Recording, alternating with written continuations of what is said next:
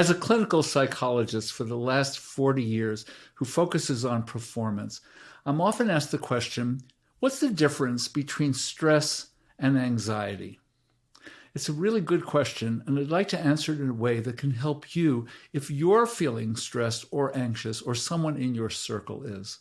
Let's look at the differences between stress and anxiety. When we're feeling stress, we often feel a pressure, some kind of tension in our system.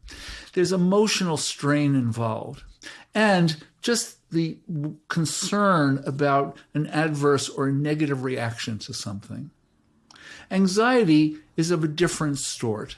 Anxiety is related to worry, to the sense of fear, to a sense of imminent threat, something really negative or bad is about to happen, or also just a very uncertain outcome to something. Looking at these two lists, you should be able to identify whether you're experiencing stress or anxiety, or easily a combination of both. It can really switch from stress into anxiety, back to stress, back to anxiety. It's very important to be able to make this distinction because we want to look at how these are affecting your life or the life of someone in your circle. While I have made numerous videos on techniques of reducing stress or reducing anxiety, I want to talk here about when either stress or anxiety gets to a point where it's really interfering with other life functions, such as work, such as relationships, such as daily habits of eating and exercise. When one of these or more of these areas are adversely affected, it's really important to take special note here and to seek appropriate help. Appropriate help means just talking to someone who might be able to guide you in what needs to be done next.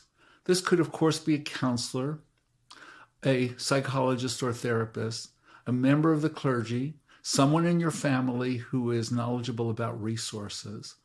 But you definitely want to take some action, because once stress or anxiety starts to interfere with basic life functions, that can be a slippery slope, which you want to stop as soon as possible. Seek help.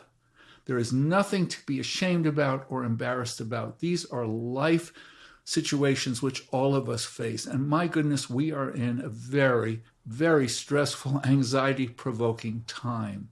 Seek help. Ask for help from people that you know, or go online and look for helplines or hotlines or local community centers where you might be able to receive the help that you need. It's very important to reach out, not to cut off, isolate, because that can only increase the situation and potentially make matters worse, which you don't want it to do. Reach out.